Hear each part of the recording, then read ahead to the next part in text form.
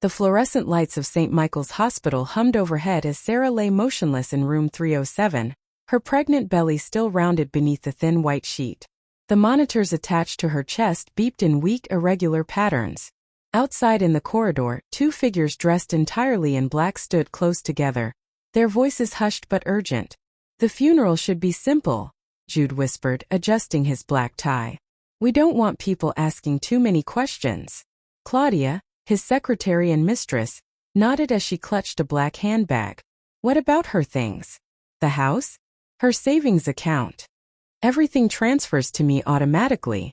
We just need to wait for the death certificate."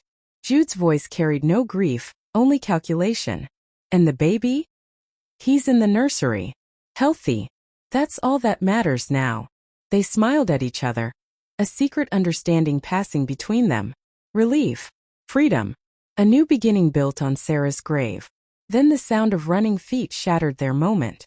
Dr. Adeyemi burst through the emergency room doors, his white coat flying behind him. His face was flushed, his eyes wide with urgency. "Mr. Jude! Mr. Jude!"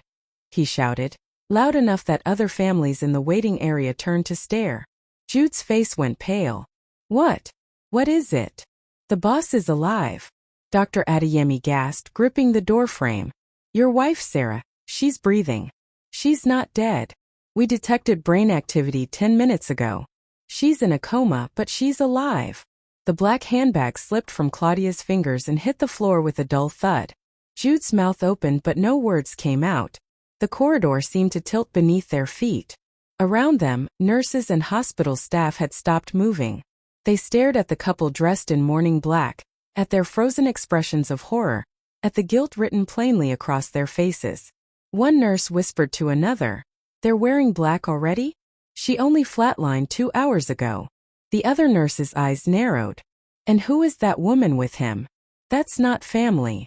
Dr. Adeyemi looked from Jude to Claudia, then back to Jude. His expression shifted from urgency to something colder. "You should go see your wife, Mr. Jude. She's fighting for her life." But Jude couldn't move. He could only stand there, trapped in the black clothes he had put on too soon, watching as his carefully constructed world began to collapse around him. "Before we continue, let me ask you something quietly. Where are you listening from right now? And what time is it in your part of the world? Some of us are hearing this story under the hot afternoon sun. Some in the calm of the night, when thoughts are heavy and hearts are open. Different places, one story, one lesson. If stories like this speak to your heart, please subscribe to the channel. Your like helps this story reach another soul. Your comment tells me you understand the lesson. And when you share, you may be saving someone from the same mistake. Now let us continue. Sarah had first noticed the distance 3 months ago, when she was 4 months pregnant with their first child. Jude stopped coming home for dinner. His phone was always face down on the table. He no longer asked about her doctor's appointments or touched her growing belly with wonder the way he had in the beginning. "You're imagining things," he would say whenever she raised concerns. "I'm working hard to provide for this family. Isn't that what you wanted?" But Sarah wasn't imagining the lipstick-stained receipt she found in his jacket pocket. She wasn't imagining the hotel booking confirmation that came to his email, which she'd seen flash across his phone screen. She wasn't imagining the way he flinched when she tried to hold his hand. "Jude, we need to talk," she said one evening as he packed his briefcase to leave again. "Not now, Sarah. I have a meeting. At 9 o'clock at night?" He turned on her then, his face hard.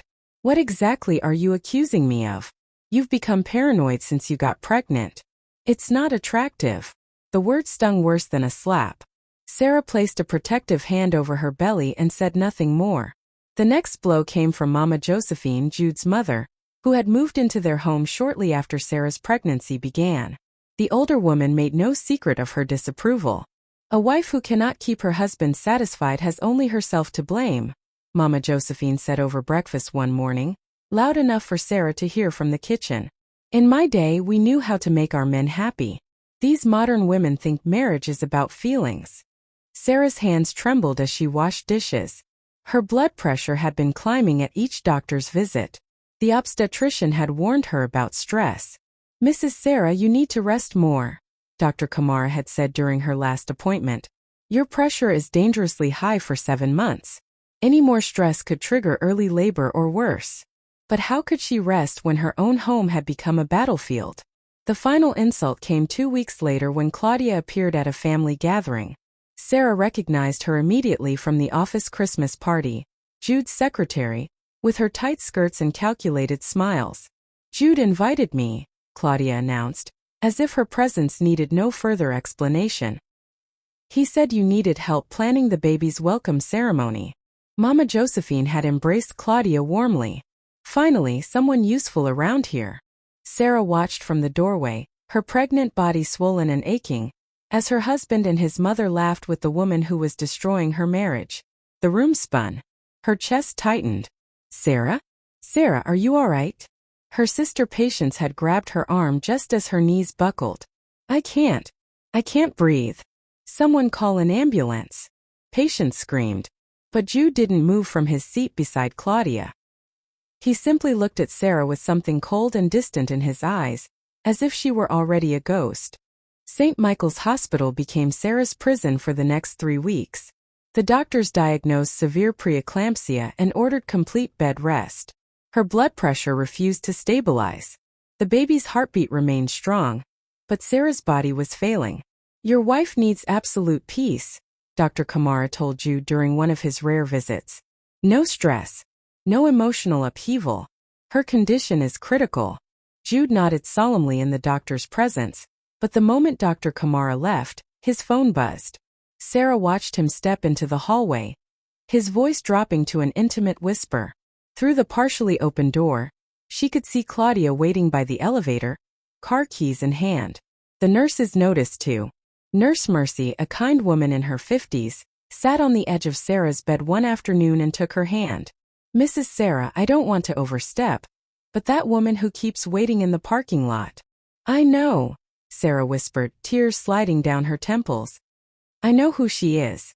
"Then you need to protect yourself. And your baby." But how could she protect herself when her own husband wished her gone? When his mother blocked her sister from visiting, claiming family-only rules that somehow applied to everyone except Claudia. Patience finally forced her way past security one evening, her face flushed with anger. "Sarah, you need to leave him," Patience said urgently, gripping her sister's hands. "Come home with me after the baby is born. This family is killing you. I can't just leave. What about my son? What about your life?" Patience's voice cracked. "Sarah, you're dying in this hospital bed while he parades his mistress around like she's already his wife." That night, Sarah's blood pressure spiked to dangerous levels. Alarms screamed. Nurses rushed in. Dr. Kamara was called from home. And in the parking lot below, illuminated by streetlights, Jude and Claudia sat in his car, their heads close together, laughing about something Sarah would never know. 2 days later, Nurse Mercy caught them embracing near the hospital's side entrance. She reported it to the head nurse, who documented it in Sarah's file with a note. Patient's emotional distress directly linked to husband's inappropriate behavior on hospital premises. But documentation couldn't save Sarah from what happened next. On a Tuesday morning, Sarah woke to excruciating pain. Her vision blurred. Her hands went numb.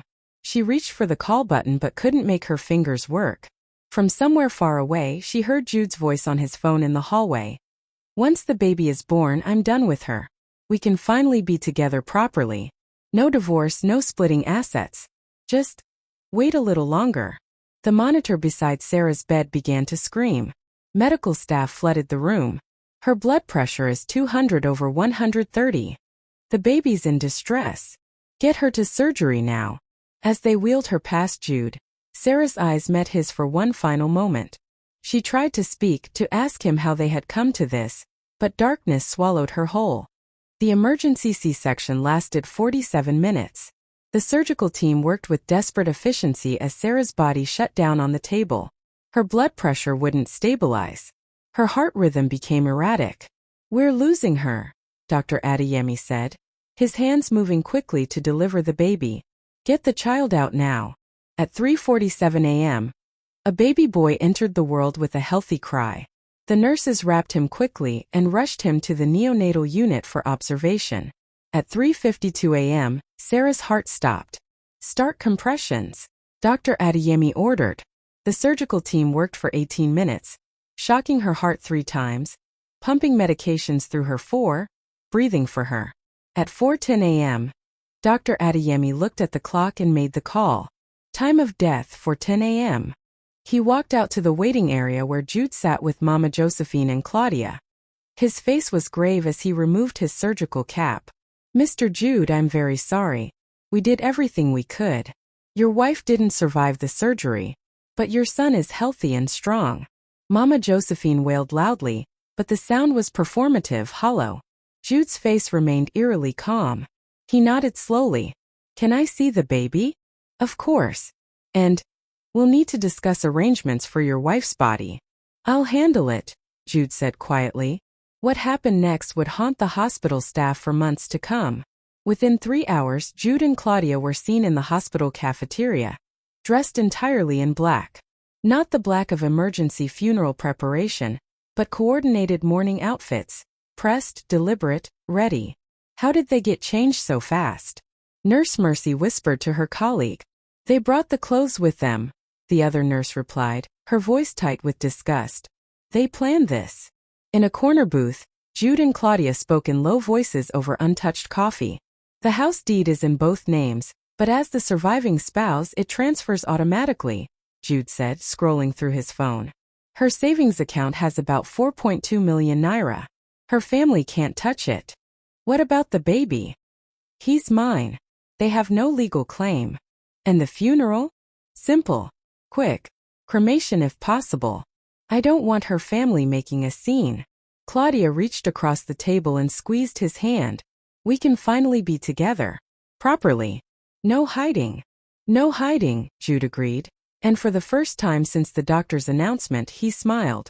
They didn't notice Nurse Mercy standing behind a nearby pillar, her phone in her hand, recording every word. They didn't see the junior doctor, Dr. Okonkwo, rushing past the cafeteria toward the ICU, where something impossible was happening. They didn't hear the monitors in room 307 suddenly beeping with a stronger, steadier rhythm. They had already begun planning their future, a future without Sarah, built on her grave, paid for with her money, sanctified by her death. But Sarah wasn't dead, and the truth was about to shatter everything. Dr. Okonkwo had been reviewing Sarah's postmortem transfer paperwork when something caught his eye. The continuous EG monitoring required for organ donation protocols showed an anomaly, faint but unmistakable brain wave activity. He ran to the ICU where Sarah's body had been moved. The nurse on duty confirmed his suspicion. Her EEG isn't flat. Look, there's activity in the brainstem. And her breathing reflex is returning. Dr. Okonkwo checked Sarah's vitals with shaking hands. Weak pulse. Shallow breathing. But alive. Definitely alive. Get Dr. Adeyemi. Now. And find the husband. Tell him his wife is alive. That's when Dr. Adeyemi burst into the corridor and found Jude and Claudia in their black clothes, their celebration frozen on their faces. Within minutes, the hospital erupted into controlled chaos. Sarah was moved back to intensive monitoring. Medical staff who had witnessed Jude and Claudia's behavior gathered in small groups, whispering. Patients arrived 30 minutes later, alerted by a sympathetic nurse. She stormed through the hospital corridors and found Jude standing outside the ICU. Claudia hovering nearby. Where is my sister? Patients demanded. She's in a coma, Jude stammered. But she's alive. They made a mistake. A mistake. Patience's voice rose to a shout. The only mistake was my sister marrying you.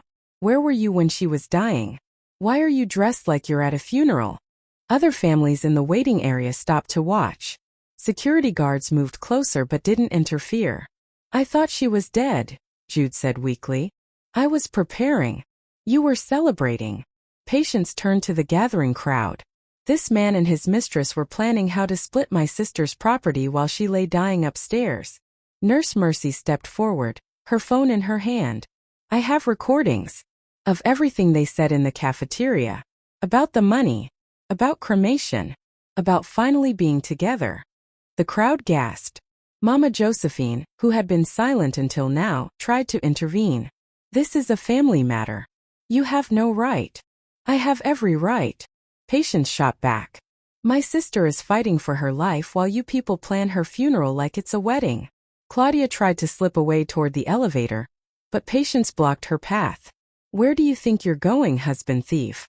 You think you can destroy a pregnant woman's home and just walk away? I didn't. We didn't know she would. Would what? Die conveniently. Patience's voice dripped with contempt. You wanted her dead. Both of you. And now everyone knows it. Hospital security finally intervened, separating the women, but the damage was done. Doctors, nurses, patients, visitors, everyone had heard the accusations.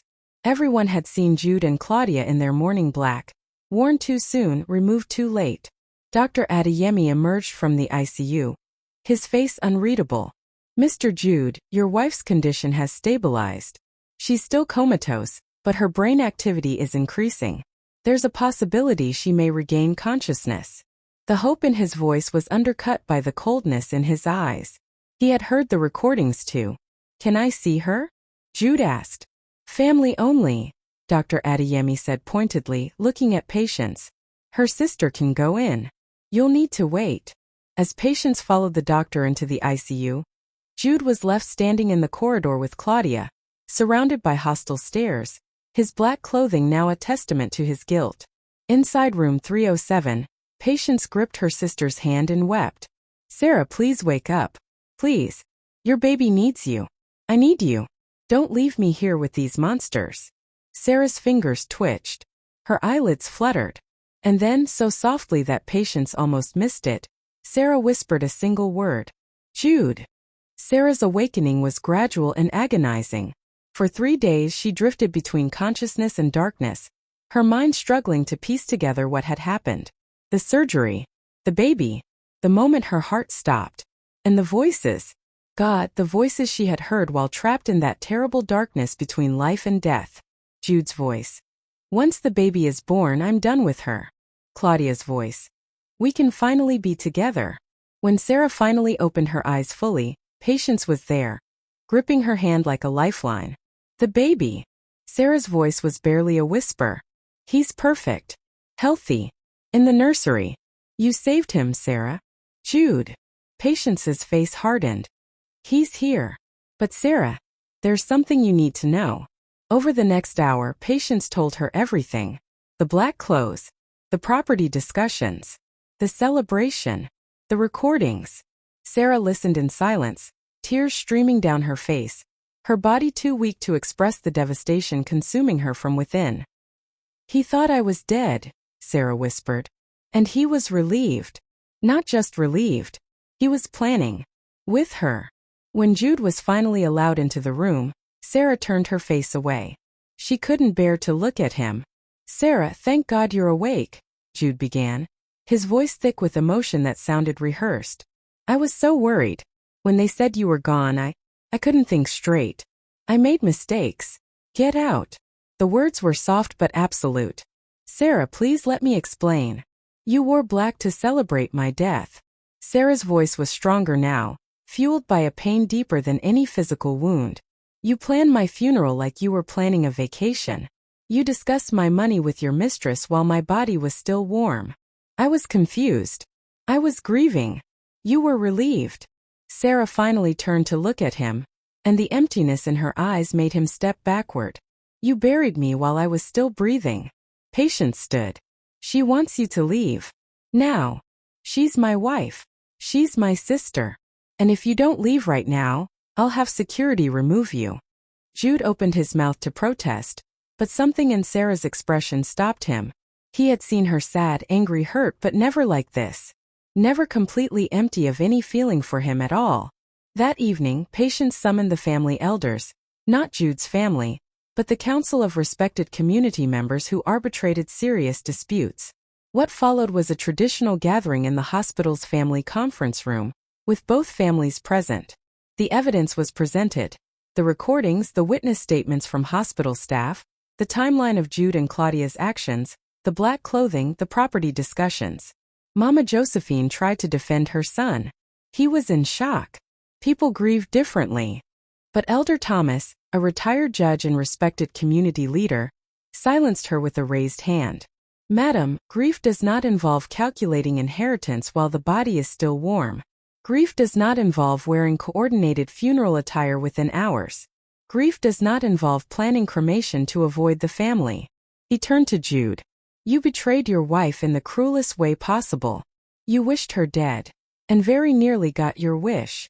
I love my son, Jude said desperately. I want to be his father. You wanted your son without his mother, Elder Thomas replied. That is not fatherhood. That is theft.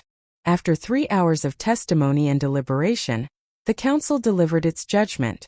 Jude would have supervised visitation rights only. Primary custody would remain with Sarah, supported by her family. The marital home would be transferred entirely to Sarah's name. Jude would pay child support but would have no decision-making authority regarding the child's upbringing. But she's my wife, Jude protested. That is for her to decide, Elder Thomas said.